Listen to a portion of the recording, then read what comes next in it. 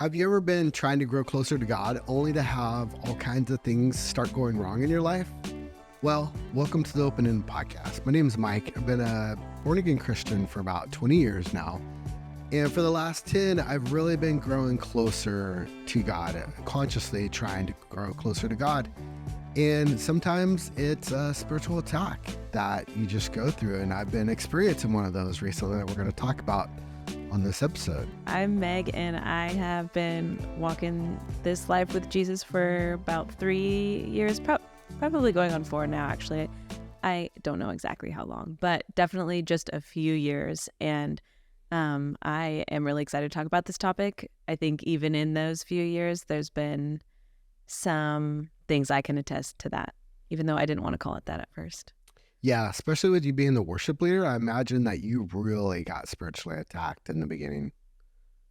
Yeah, I think when it really happened for me was when I joined staff here. Yeah. But, and at the time I was just a volunteer on the team, not just a volunteer. I love all you volunteers. It's not just, I only mean to say I hadn't joined staff yet. Right. And that was my sole role in servanthood was as a volunteer. And I don't think it hit me quite yet until I really dove in spiritually, which for me happened to be around the time when I started talking about being on staff here. Right. Yeah, it absolutely happened. So let me tell you guys a little story about what's been going on. So we recorded our first welcome episode of this. We had the idea and then we recorded the first episode. We were going to record the other one when I got back from vacation, right? I was But then going on vacation. Then I went on vacation, and January 3rd, we got on the boat, right? I woke up that morning and I'd lost my voice, and I stayed sick the whole vacation. Like I felt pretty good, so I was able to enjoy our cruise. But then about 2 days before we got off the boat, I took my temperature and I had a fever, 102. And I had the chills, I had the aches. So I was full on sick for the last 2 days of our cruise. And then we got off the boat in Florida. So we're on East Coast time. It's 3 hours ahead. We left our car in San Francisco at a park and fly at the Aloft Hotel Park and Fly, which we've used quite a few times before. So we got back East Coast time. It was like midnight. So it was 9 o'clock in San Francisco. We took the shuttle. It's pouring down rain, Meg. It's pouring down rain. I have 102 degree temperature, right? And we go to look for our car, and it's not where we left it. Our car was stolen out of the park and fly when we got back. And so we're like, this is unbelievable. We were just both like flabbergasted. And we went to the hotel. We're thinking maybe we didn't leave the thing on the dash and they towed our car. So we went in and talked to them, and we're like, hey, our car's not where we left it. And they're like, I don't know what to tell you, And she was like, well, my manager that reviews the security footage and things like that, he's not here right now, and he's actually out of state. And so she goes, I'll call him. I'll try to get a hold of him, and then I'll have him call you. And we're like, okay. So it was super late at night for us. I wasn't feeling good. And so we just went to the hotel that we're staying at and thought we'd wake up in the morning, go back to the hotel. They would tell us that they towed our car and we'd find it, whatever, Right. Deal with it, right?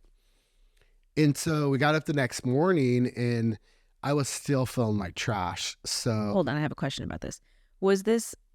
Do you happen to know about this park and fly? Is someone there like manning it the whole time, or do they go home at night and just let security footage? yeah, Okay, so there wasn't someone there the whole no. time. I don't know how these things work. Okay. But it's got a gate, so you have to pay to get out or show your ticket stub or whatever. Gotcha. But there's nobody that's actually sitting there. Okay. And it was really strange because, like, in preparation for leaving the car there for so long, I took the ignition relay out of the fuse box that's underneath the hood. So either somebody had to be watching me do that, or these thieves are just smart enough that they know that people do that. And they would have had to have had that specific relay with them to be able to take my car, because there's no way you could start it without that relay, right? And so the next day, I'm like still 102 degree temperature, and I'm feeling like dirt. And so Jen actually went to the park and fly to try to figure out where the car was. And it wasn't there. She looked again. It wasn't there. So she ended up calling the local PD, and they filed a police report, and the cop like drove around looking for it also, and he couldn't find it. So it was just like the crappiest thing that could happen. It was just right at the start of this vacation yeah, of your dreams, right? yeah, this whole thing. My 50th vacation. It was like this thing we've been planning, looking birthday. forward to. Super big birthday. Now that I'm an old man and I have to apply for AARP. That's right. Oh, Yeah. So needless to say, it was just spiritually attacked, man, this whole time. And I just finished my last round of antibiotics yesterday. And I ended up having pneumonia in both my lungs and like deep inside of my lungs. And the doctor said, like, I've got to call her after we're done doing this. And she's actually considering admitting me into the hospital if these antibiotics didn't clear everything up, which kind of feels like it did. I'm hopeful that she's not going to do that. good. But isn't it a little ironic that it all happens right at the time that we're doing this thing? We kicked this podcast off, and we've had so much interest from everybody that's watched it so far, and so many positive feedbacks, and so many people are excited to do really this. great feedback and investment. I've had a lot of people just be like, I'm really excited. I know, it's But crazy. that wasn't even everything that happened. Wasn't that just the beginning? You're right. I forgot. While we're on vacation, I know, this is horrible too. While we're on vacation, we went radio silent the whole time. We didn't buy the internet package or anything like that. We just kept our phones off. And that's not really like us. Like, we try to bring a form of communication for somebody to be able to get a hold of us. Well, we got into like Jamaica, and we turned our phones on when we got into the port, and there was a message from Jen's mom. Her dad had an emergency quadruple bypass open heart surgery. And like, So crazy. I know. And it had happened a few days before. So it was like after the fact. So he had the surgery. He came out. He was doing okay by the time we got a hold of her mom and her dad. But it just made me feel so sick to my stomach, because I was like, her mom's trying to get a hold of her. Jen's an only child, and I just can't imagine how lonely she might have felt, like trying to get a hold of Jen, trying to get a hold of me. Right. And her husband's going through open heart surgery. They're high school sweethearts, been together forever, and he's going through this thing. And luckily he pulled through it, talked to him on the phone a few times, and he's doing really good. But just look at that though. I get sick, the car gets stolen, dad has an open heart surgery, quadruple bypass. 3 of his arteries were 100% blocked, and one of them was 98% blocked. So he had 2% of his arteries working. Jeez. I know. Oh my gosh. Ah, poor guy. Yeah, that is boom, boom, boom. And right when you're just trying to go on a vacation, I mean, other than this past summer, you guys have been going places, but you guys aren't people who vacation all the time. Right. You're here doing a lot of things all the time. Yeah. And so the moment you take a actual, not a work trip, not a whatever, a relaxing vacation to unplug, all this stuff just happens. Yep. And that's exactly what it was. Like, I travel a lot for work, so we combine my travel for work with weekends. So you'll see on social media, we're chasing wildflowers and doing all this other kind of stuff. But it's because we're just utilizing the most that we can out of our weekends. Yeah. That's just the type of people that we are. That's smart. But this one was complete disconnect. It was me rebooting, getting ready for 2024, which I still think 2024 is going to be an amazing year, to be honest. That is very optimistic of you. I'm glad that this didn't knock you down. No, it didn't. And we were able to reboot quite a bit. Like I said, for the first 10 days or 7 days of the cruise, I felt like I sounded horrible, but I felt okay. So I was able to enjoy a lot of the stuff that we did. And Jen's been like posting it on social media, so you'd be able to catch up and see what we had been doing in different places. Yeah. But I was able to kind of reboot, but it was a vacation to reboot, so I can come back really strong. I have all kinds of like hopes and dreams and aspirations for a lot of things that we're doing. Yeah. So, and then I really wanted to dive into this podcast also and give it my all with you. Mm-hmm. Hopefully, my good co-host, Meg. my awesome co-host. Me. Yeah. And to all the support that everybody had been given, like coming back and seeing how many people were interested in our first episode, because I launched it, or we launched it, and then I took off, right? I launched it physically, but we launched the podcast, and then I took off, and I was offline for 7 days. So I didn't know how it did. I didn't know what the numbers were. Mm-hmm. And then I come back and Joe's like, yeah, I shared it on Sunday service and you're telling me all these things. And I'm coming back to all these messages. And then we got all these new subscribers, which is great for a brand new channel. And then we got all these downloads and these views. And I was like, whoa, this is really good for our first episode, or first welcome episode. Right. It was just the Meet the Hosts episode. Exactly. I didn't even get into the meat yet. That was kind of like, I got some text that said milk to meat. And I'm like, what are they even talking about? What does milk to meat even mean? I don't even get it. That's Joe Parks. Yeah. And then I started looking at it. So Joe, by the way, wants us to call it M&M, and he wants us to give away M&Ms on every episode. Oh, was that so? I don't think I heard that part. But M&M, just for anyone who's like, huh? Mike, Meg, milk, meat. There's all this, M&M reference. connection around M&Ms. Right. Yeah. Correct. So needless to say, it didn't deter me, because it's not my first rodeo being spiritually attacked, right? And I grasp that it's spiritually attacked. I know it is. It has to be. Talk to us about how you know that that's spiritual attack instead of just bad stuff that happened to you. Bad luck. You know, I could, this is how I used to think too, is I could see someone being like, spiritual attack, it's life. Hard stuff happens. That's just, stuff can happen. So how do you know that it's spiritual attack? Right. So this happens a lot with new believers.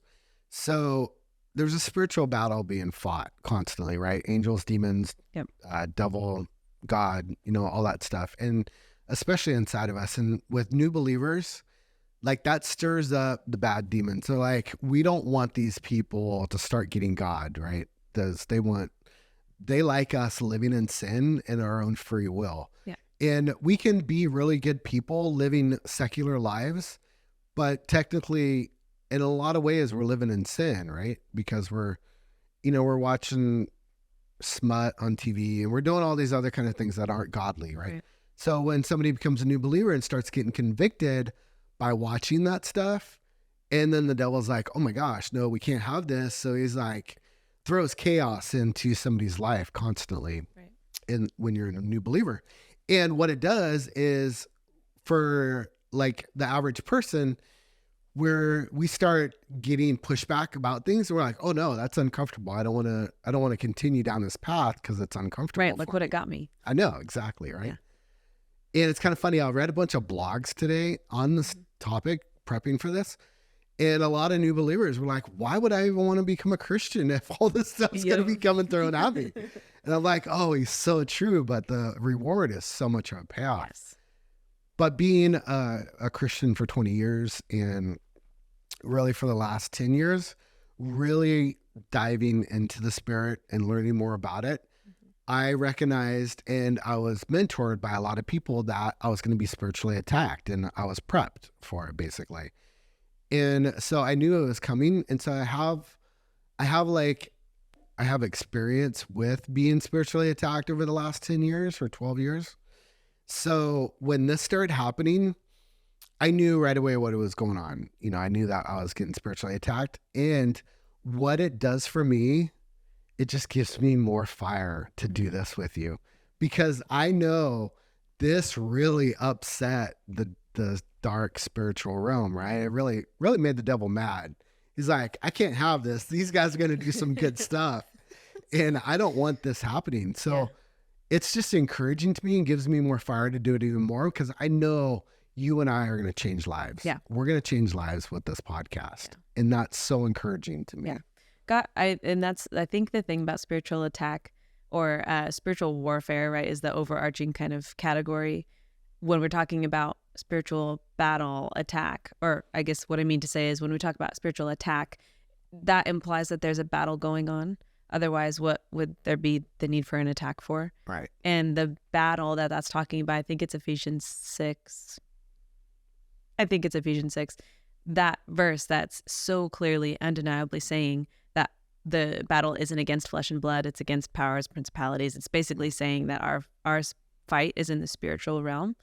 But what it does is it ends up manifesting me, not I'm manifesting this thing that's going to happen. Manifesting meaning it's showing up in the world. It's showing up as flesh and blood. It could be showing up that way. Let's say you have an argument that's really fleshy, but that could be spiritual attack. It's happening up there though, and we get affected by it in real, more tangible ways than you might think of when you're thinking of a spiritual battle. And anything that is getting us closer in relationship to our Creator is a threat in this war. There's, like you said, there's constantly a battle. There's always a threat. If we're getting closer with God, if we're understanding Him more, if we're chasing His heart more, that is threatening. And to me, certainly not sympathizing with the devil here, but I can conceptualize that more by relating to that. If I am really insecure about something, which everyone has insecurities, I'm really insecure about this thing and I feel threatened by it, what do we do in our flesh is we lash out. Right. And that is what I can imagine happening in the spiritual realm. So when you're doing something good, the devil's just lashing out, just can't stand it, and is lashing out by, having all these things happen to you. And he's had a lot of experience since he fell from heaven. He's had a lot of experience at like pushing our buttons and tweaking us a little bit.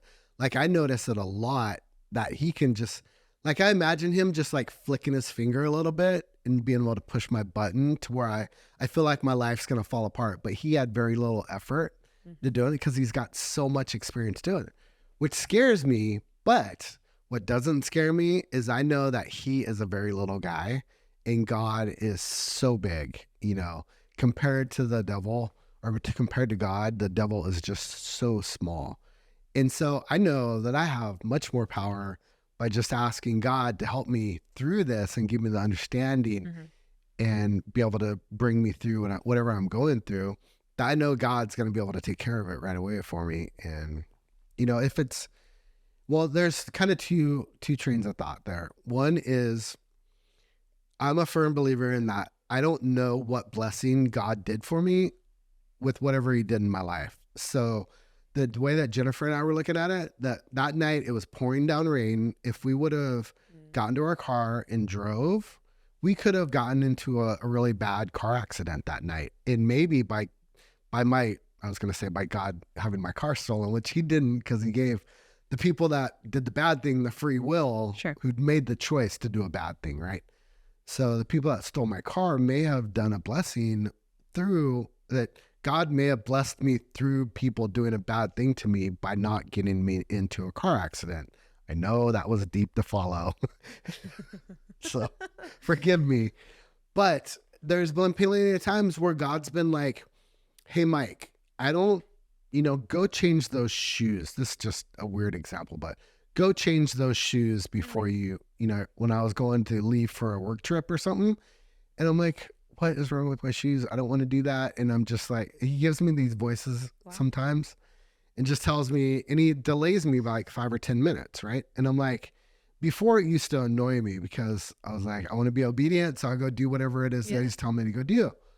But then I started noticing, like on one of my last work trips, he delayed me by about 10 or 15 minutes. And I wasn't too annoyed by it, but it was a really bad rainstorm. And when I got down to San Rafael, this truck had gotten into a really bad accident and hit a guardrail into where the truck was so mangled. And by the time I got to it, they were just getting there and they're starting to pull him out and get the person out of the car. But it was about 10 minutes that had gone by since the wreck happened and my car passed by there. So by God delaying me by about 10 minutes, I could have potentially, I don't know, because the bad thing didn't happen, I could have gotten to that accident. I could have been hit by that truck, or I could have been the one that spun out in the bad rain and ran into the guardrail and got hurt or whatever it was. Yeah. So many times in my life, God has postponed me some way or another that I started giving thanks to him. I'm like, okay, I don't know what you just saved me from, but I am so grateful that you just saved me from maybe even my own self. I don't know. Yeah. But it's kind of like one of those things, like it hurts my car was stolen. It hurts that I was sick my whole vacation. It sucked that all the police reports and the things I have to go through, and I had 102-degree fever while I'm trying to deal with all this stuff. Thank God that Jennifer was able to. She just took control of everything and like handled everything for us, and I was kind of just able to just hang out in bed and try to get better. But I'm mad that somebody stole my car. Don't get me wrong. It's frustrating. I love that Tahoe.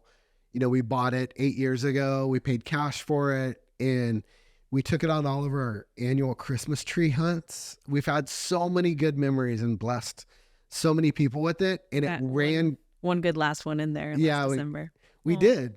And it's grown so much. Our annual Christmas tree hunt has grown so much that we've had to start taking 2 cars now. So pretty cool. But I'm just going to miss all those times with it. Now I've got to, thankfully I had full coverage on it. So the insurance is going to pay me for the total loss of the car. But now I've got to find a new car. I've got to buy a new one. I've got to haggle with somebody. And I hate haggling with people for cars. So, and then it's like, now I'm not going to have a 4-wheel drive to go get Christmas trees. There's so many things that annoy me by this situation, but I still, in all of this, I can still count my blessings that, that neither one of us were there. We weren't carjacked, we weren't held at gunpoint. Right. It wasn't anything stressful like that, and neither one of us got hurt. Well, if we think in the context of your life, that is, you are able, you are not injured at the end of the day. Yes, you got sick and you're still dealing with that. But in the scheme of life, one, you didn't get tripped up by it and lose faith in God over it. Yeah. So that is right there an awesome victory for the kingdom. So one, that shows us that even with the spiritual attack, in that way that you got spiritual attack, there's other ways that can happen. But that's the way that happened for you. He tried something. The enemy tried something and it still got turned around. And you just said you're actually more fired up about this than you were even before. Exactly. And what I wanted to say is that in the scheme of life, which is what he wants your whole life. He wants your attention, your affection. He wants you to turn from the Lord. That's like the end goal for him, for the enemy, right? Is he wants all of that from you. And in comparison, like, he's starting little. He wants your heart. He's after more than that. And he's doing these things to trip you up so that you'll do it himself and make his job easy. Right. And something that really tripped me up about this whole topic early on in my born again life is and that's why I posed this question earlier, is bad things happen to people all the time. Bad things happen to non-Christians. So obviously they weren't threatening, the enemy if they're lollygagging in life, not even knowing God and all the stuff. That same thing could happen to a non-Christian, and they're going to have a totally different view of it because they're not considering their maker being in control of all things, like you have spiritual eyes for. But so what does that look like for people who don't see it that way, who aren't, read up on the word and what the word says about spiritual battle? And I think we'd be remiss not to bring up Job, because that is such an obvious and clear spiritual attack. Yeah. I mean, the word even calls Satan by name. Satan was, I don't know, I'm probably saying the wrong thing, but from what I remember of the story, he's moseying around in the fields or something and wants to mess with Job. And God has so much faith in Job that he allows it. Yeah. And that story, the whole book of Job had such an impression on me of this idea that God actually does allow these things to happen. Yeah. He really does. He has the final say, but we don't know whether God is saying about us. I don't know if Job knew that God saw him as righteous enough to handle it and strong enough and faithful enough to handle it. But that's what he told Satan was, I know he's going to be fine. You go ahead, because I know that I'm not losing him. He's my strong one. He's going to be fine. So go ahead. It is with God's permission that Job's health, his kids, he lost his family, his land, his animals, his belongings. He lost so much and was in such devastation over it. I mean, mourning, deep mourning, like anyone would, from losing their family members, everything that they have, being terribly sick. Right, he had some hive-like thing all over his body. He was like that, right? suffering physically, not just emotionally. I mean, all of it. And God knew before Job did that he'll be fine. God had a plan to restore all of it. He actually ended up doubling it, I think. He gave him so much after that. And Job couldn't have known that was going to happen. And he had faith anyway. And that's that concept. God allowed that, trips up everyone, I think, Christians, non-Christians alike. It's a big argument for non-Christians to say, well, if there was a God, why would bad things, why would he allow that? Yeah.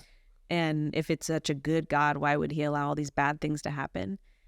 And what the book of Job taught me is that it's really not up to me to even wonder about that stuff too much. I can question it, and I have every right to question it. But really, my faith in God will inform an attitude in me that says he has a reason for it that I don't know. And if I'm really confident in God, I'm going to continue that conversation by saying, and I don't really need to right now. I'm going to find out someday. And my faith in God informs an attitude that says he's got a plan. Like you are with the shoes, and when he delays you, now you've learned to say, you know what? I don't know what it is, but it's something. Yeah. And that is how if we want to move into how do we fight spiritual attack? Right. Because are we just going to sit there and take it? Or are we going to do what you did with that situation where you turn around and you go, well, there's a reason for this, and I'm ready. I'm going to fight this battle, right? Didn't that make you want to stand? He knocked you down for a second. It gave me the chills right now. And now you want to stand up and do something about it? Yeah. And how do you do that? Do you want to talk about that? Like if someone asked you, so what do you do now? What did that do for you, and how do you fight back? I think it's my experience with being an experienced Christian. I knew what was happening, so I knew how to deal with it. So it's an interesting question that you pose. How would I suggest a new Christian deal with that? Or anyone. I mean, you might have known that because you have discernment, but there might be Christians who consider themselves not new Christians who wouldn't have discerned that as spiritual attack. And I'm not saying how mature they are or not, but they just might not have discerned that. So how would you say that you're going to fight back at this point? Even just your real life examples. Yeah.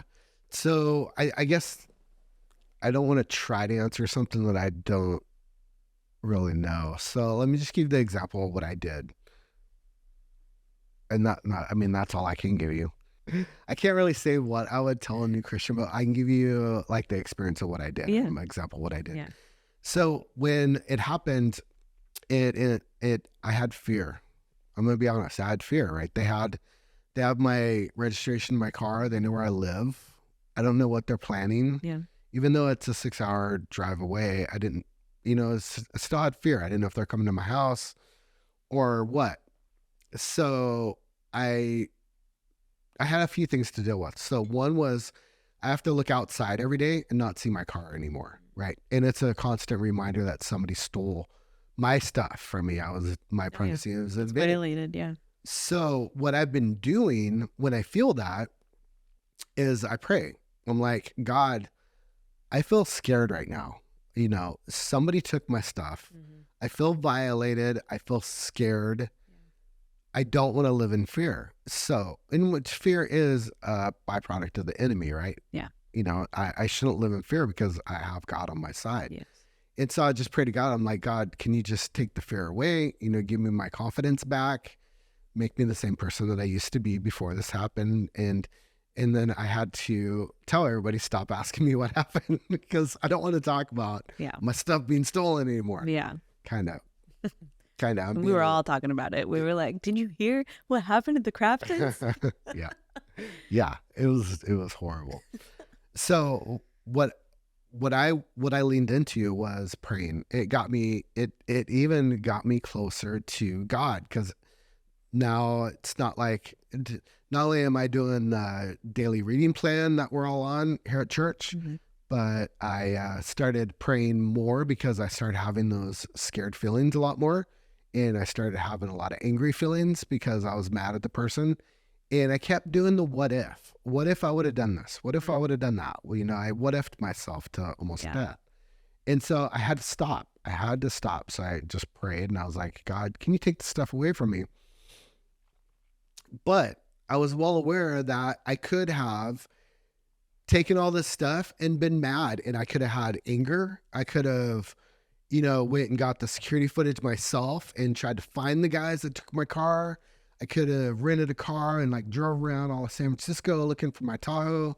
There's so many things that I could have did that were negative, and that would have had a negative impact on my life, on my family, on everybody else. Yeah. But I knew the right things to do, which was like pray and all the things that I had said before. That kind of answer your question? Yeah.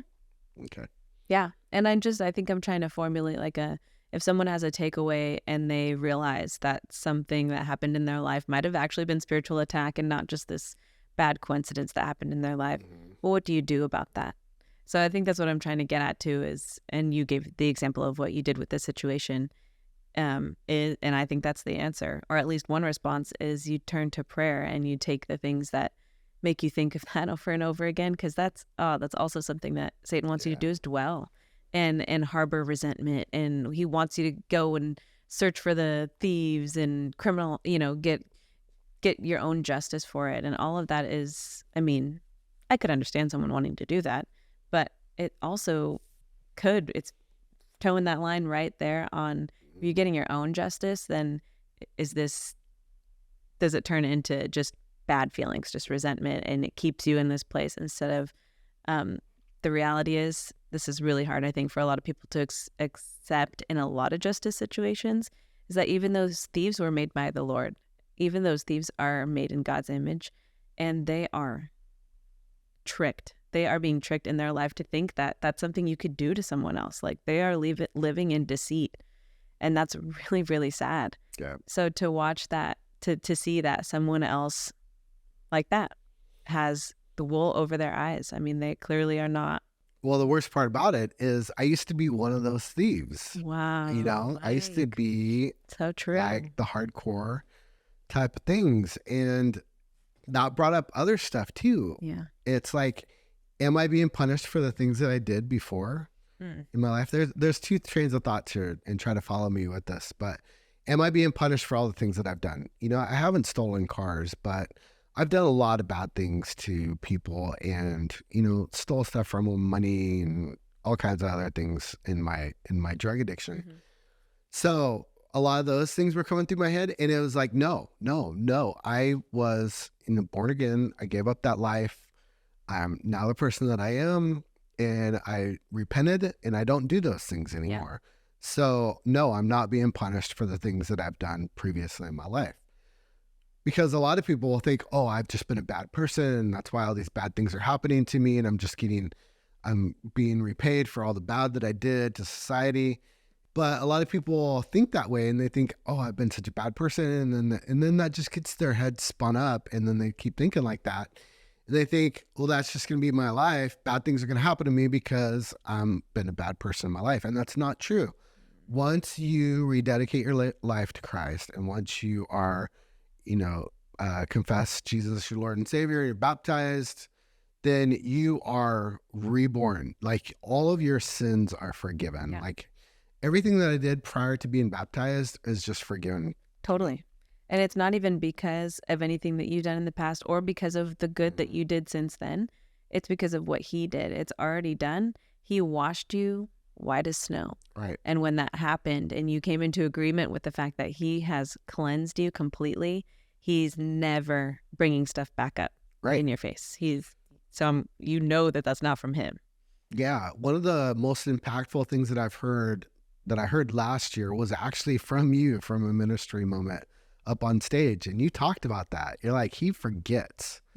Once you ask him for forgiveness, or when you repent, he forgets. And that's not exactly the way that you put it. You put it a lot better than I just did. But it was so impactful when you said it. It was like, it touched my heart when you said it up on stage. I think I remember what you're talking about, the ministry moment that you're talking about. And I do think that's really important, that concept. I think what was being talked about was that you can live a certain way for however long, right? And the moment that you come, you know what? I remember this really well now because I was really neglecting the word. I wasn't spending any time with God. Like, as your worship leader, Faith Center, I was like really neglecting that for enough time that I noticed a difference in my day-to-day life. I noticed and I felt that yearning, and I'm so thankful, as weird as that sounds, that happened, because since then I haven't fallen back into that since. And it led me to admit that before my church family, that I really fell off, and it made me realize how important that is. He wants my attention and my affection. My attention and affection is wanted by two different spiritual forces, and I know which one I want to give mine to. Right. And I realized that when I'm not actively giving that, I'm kind of being like a, what do you call that word? The standby, what do you call that? When you're like, kind of like neutral. So you might as well be, oh man, I don't know. it starts with an S, I think. Well, anyway, if I'm being neutral, my point is I'm being neutral. I could be in either party, but if I'm giving and I am going this way to my God, and I know where I want my attention and affection to go, then I just know where my faith is. I know that's where I want to put that. I know who I want to serve, and I could live that way. I could neglect that. I could call myself a Christian for years and years and years and not be in the Word and not be pursuing what God gave me already, a giant love letter chock full of testimonies of how good He is. I could not be doing any of that. And then one day, no matter what position I hold or how long I've been a Christian, one day I can just go to God and be like, I'm sorry, I don't know what I was doing, but I want to put all of my attention on you from this day forward. And He goes, great. And then He takes you in, and it's like you never neglected Him ever. He is ready to receive you. He's timeless. He's all of these things. And I think that neglect, that's how I've experienced spiritual attack more than tragedies happening in my life. It's very sneaky. He's sneaky. And I wanted to talk about that because I think there might be people who don't feel like they've experienced spiritual attack before. If they can't think of terrible things that have happened to them, doesn't mean that you haven't experienced spiritual attack. The devil is sneaky. He's right prowling around waiting to see who he can, steal, kill. He's still a thief and a killer and a destroyer. He's waiting around for that. And if there's little ways he can do it right under your nose, that's even better, because he wants you to be confused about that. He gives a spirit of fear and confusion. And that is how it has happened to me mostly, is I simply, slowly drift away right under my nose until it hits me. I haven't talked to God, and I haven't talked to my maker, the one who I need to be in direct relationship with, who's ready to listen to me all the time. I haven't even prayed in however long. Who's craving to hear from us too. Yeah. Who loves me more than anyone else. I mean, I could go on about that, and that's when it'll hit me that, you know what? And this is not to victimize myself, like, oh, it's up to me. I need the self-discipline also to contribute to that relationship. It's a two-way street, right? My relationship with God. He will allow me to just drift off. Yeah. Because He gave me free will. Yes. I have agency as His child, and He gives us that. I see that as a gift.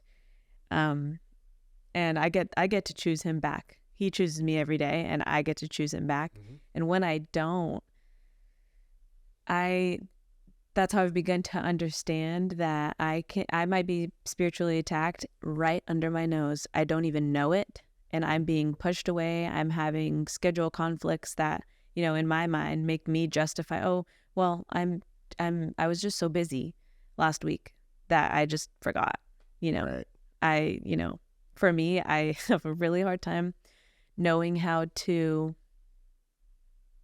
take care of myself. Sometimes I forget to eat. Oh, really? And then at 4 p.m. I'm famished because it just hits me all of a sudden. Do you get hangry when you get? My husband Luis would say yes, that I do, and maybe my coworkers would say that I do. Nice. But me, no. Yeah, I think I do. I get cranky, and that's, I mean, we're designed to have food sustain us physically. So fine. Right.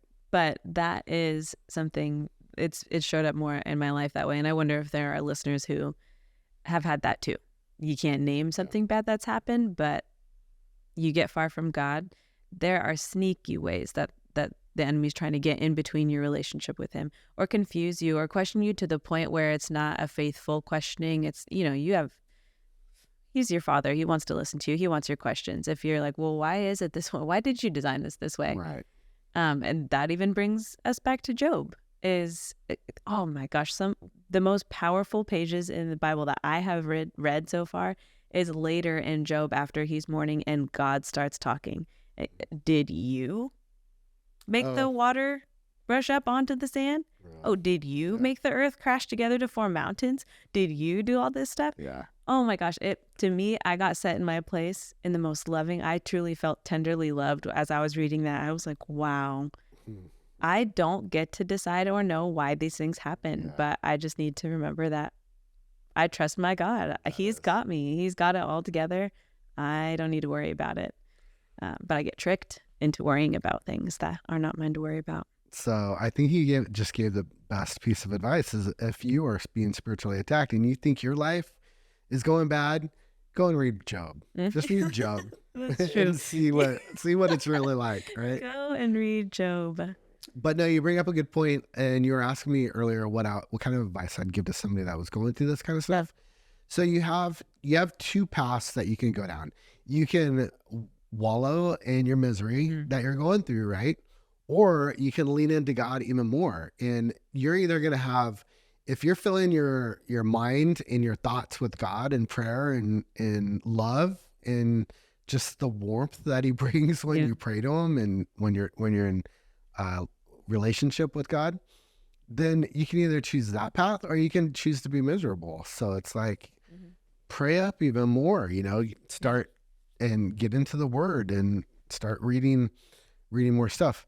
We've been on so it's January 26th. So how many days in are we in on the reading plan? 26 days. 26. It was a little test. You passed. Took a little while, but thanks. Yeah, 26 days in. Yeah. So have you been up on it? I mean, I've been trying, but I got about 4 days behind at one point, and I've been like clawing back. I really want to get caught up. Yeah.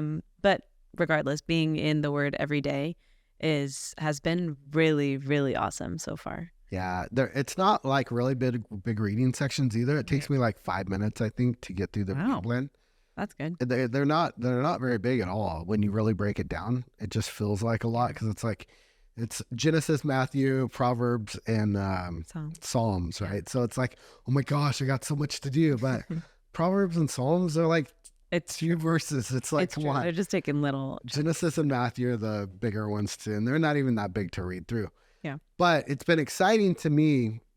And, if you're not finished on the topic that we can come back to it, but I wanted to kind of move to this next topic, which was you and I, when we were talking about developing this podcast, we both settled up on Jacob for some reason. Oh, yeah.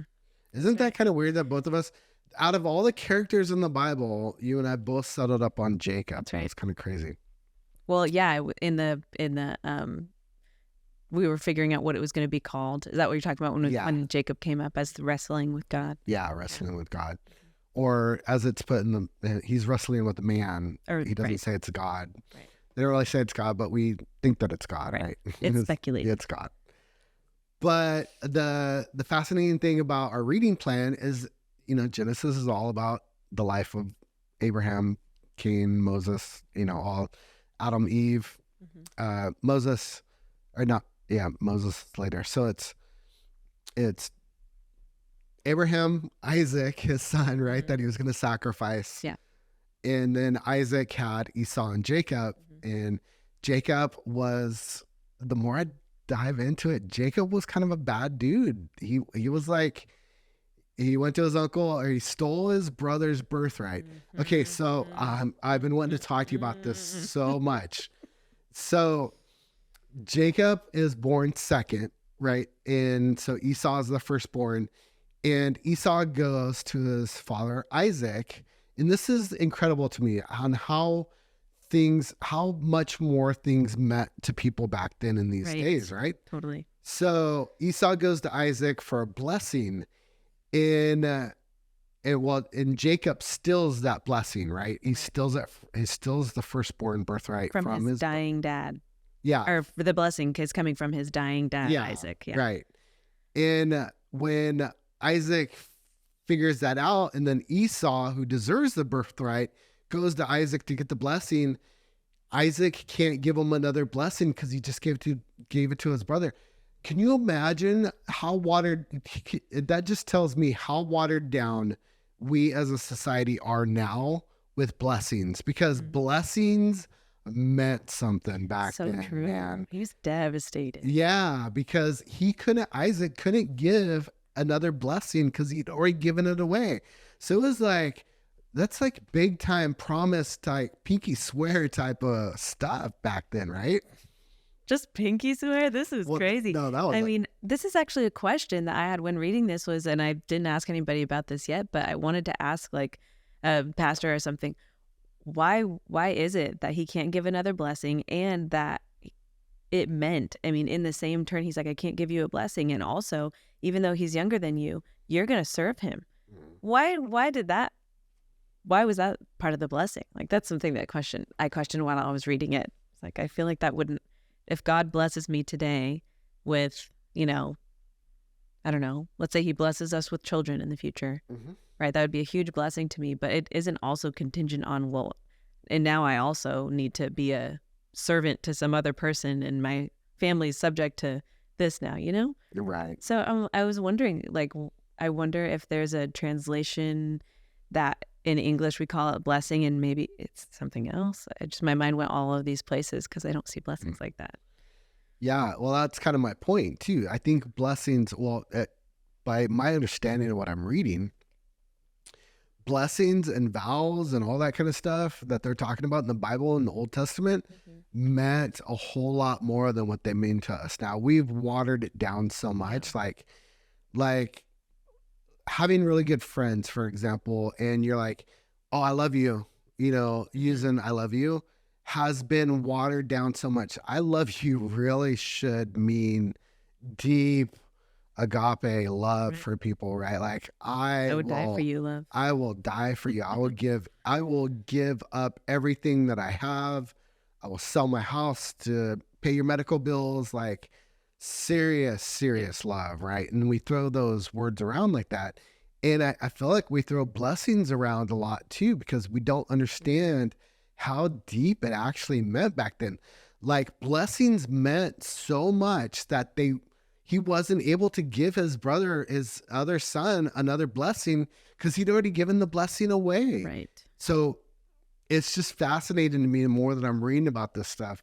Yeah. And I know I'm kind of going down a rabbit hole, but it was just fascinating to me that this is growing my spirituality, because these things mean more to me now. When I talk about them, when I give people blessings, they mean more to me now, because I have this understanding about the way that blessings were, or the way that blessings meant back in the Old Testament. So it's fun to talk to you about that. I am interested to talk to somebody that's like a theologian though, to be able to explain that stuff deeper to me. Right.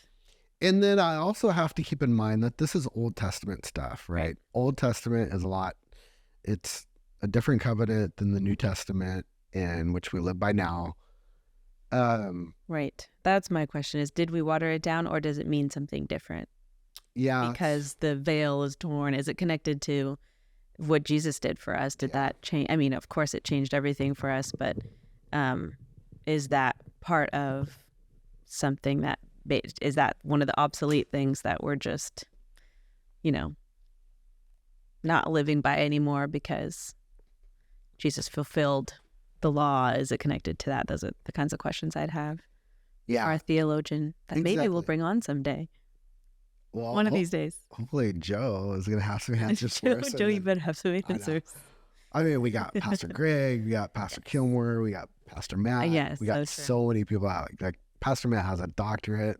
Yeah, we got some good resources. We do. That's exciting. We'll tap into those on this podcast. Because we have questions. Yeah. And, I'm not going to be one that's going to try to talk about something that I don't know about. Like, you're asking me about how I deal with spiritual warfare. Well, I'm not that far in the Bible yet to be able, I haven't studied that portion of the Bible to know what to talk about. Like, gotcha. Like I read Ephesians because I know it's something that it gives me direction in my life, my everyday life, like Ephesians does. In Proverbs, they give a direction that are relevant to my life right now and how to live my life to this day. But I haven't studied it, so I don't know exactly where to go and tell people, go to Ephesians 6, and this is where it tells you that this is that kind of stuff. Yeah. But like Jacob, David, Joseph, all those guys that I'm reading right now, man, I am deep in that stuff right now. I'm like geeking out on it. I'm so excited about it. Yeah. And some of the other things are like all the different like wives that they had, like having a bunch of different wives. Now I had that question, right? And I know that that's wrong. It's sexual immorality right there, right? And it's like, but that's another portion of Adam and Eve having free will. They ate of the fruit that they weren't supposed to eat from. So they're given free will. And then this is the result. They have many wives. And then they also, the other part is that like when Sarai is it Sarai or Sarai? Sarai? When she couldn't have children, she gave one of her servants to Abraham. I was like, have a kid with this guy, with my servant. I'm like, you guys were so jacked up back then. It's like the Old Testament is drama. I just all the stories. I'm like, what? I know. And that's the cool thing about reading it daily is that I don't think I have yet dove into these stories in a way where I can see them as, I don't know. I think I used to view Old Testament figures or people as so long ago that they had a different, experience than me. Yeah, culturally, sure, but they were just as human as I am today. Yep. So the concept probably feels the same. I think it might feel the same. I can be like, what if I was so desperate for a kid that God wasn't giving me at that time that I gave my husband over to another woman? I know, right? Oh my, it just makes me like, oh my gosh. But these people also, because of the culture, she's feeling all this for women if they didn't bear children. I think this is probably not true, but I've heard people paraphrase this as they might as well have been useless. That's how women were made to feel, right? That if they didn't bear children, that was the case. Yep. So she's dealing with all these pressures that make her do that. Yeah. But that pressure wasn't from God, right? So it kind of, all of this comes full circle and like, who is that coming from? Yeah. And yeah. So interesting. So I look forward to talking about that kind of stuff with people that know more about the Bible study the Bible than I do. But I do know that having multiple wives is not okay. That's right. And having children with your wife's servant is not okay either. Because God gave us free will, we chose to be sexually immoral in some of these areas. But, well, hopefully we answered a lot of the questions about spiritual warfare and spiritual attacks. And hopefully we've given you some encouragement if you're feeling spiritually attacked lately. Keep at it. Dig into the word more. Grow closer to God. Just remember, it's because you are stirring stuff up and you are scaring the devil. You are scaring the devil. Yes. And just keep going forward. And if you need any help with anything, feel free to reach out to us. We're on social medias, on Instagram. It's Open-Ended Podcast, Deeper Than the Sunday Sermon. It's probably the handles that you'll find us under. We're on YouTube, Deeper Than the Sunday Sermon. And then right now we're on Spotify for the audio only. But soon we will get hooked up with Apple Podcast and Google Assistant and Alexa and Amazon and. Also, you can email us at openended@eurekafaithcenter.org. So open with no dashes in it, just open-ended, those two words, at eurekafaithcenter.org. If you have feedback or questions or just anything you want to share with us, we'll be checking that. And we want to hear from you. So if you have something to say, email us. If you have ideas, if you have topics that you want us to talk about, things that you're dealing with, let us know. You can, get a hold of us in any one of those ways. Mm-hmm. Yeah, and if you do have questions, I mean, I think we said in the first episode that we would totally be open to eventually talking about some question submissions, and not claiming that we can give answers, but we sure will give responses. I heard that distinction lately instead of Q&A, Q&R, question and response, because you might not have the answers. Yeah. Right. And I think that applies to us on this podcast. But submit them, because why not? And then if we can use it and it'll apply to the topic, then we might as well. And we won't call you by name. Absolutely. We'll give you our real world advice about how we're dealing with them, or how we would deal with them. Mm-hmm. All right. You got any last closing things that you would like to talk about, or? No, I think you did good closing us with the encouragement of just, if you're feeling like attacked, or you don't know if you've been spiritually attacked and you want to protect yourself, because some of you might be like, well, I want to be proactive. I'm not going to wait for something like that to happen to me. It might anyway, even if you're being proactive, but that is the route, is to be in the Word and to be talking to God all the time. It does not need to be this formal thing. He is your dad. He wants to hear from you. Talk to him in the car, in the shower, whenever, and just be in his Word. He gives a lot of advice through this book that he gave us on how to do that, and that's where the real answers are. Exactly. So, great advice. Okay, so this episode's going to come out, and then next week we're going to have Joe. He's going to be in studio with us, and we'll talk about the Sunday sermon, which is what we're supposed to be talking about. And then it's going to go to every 2 weeks. So we wanted to get this one out because it was supposed to be out 2 weeks ago, but somebody got sick and hasn't been able to record. So we're just doing them back to back, and then we'll be back on a 2-week schedule. Yeah. All right. Yay. Looking forward to it. Great hanging out with you again. I've missed you and everybody else, and really excited to do this. Yeah, same. Good. All right. All right. See you next time. Bye-bye.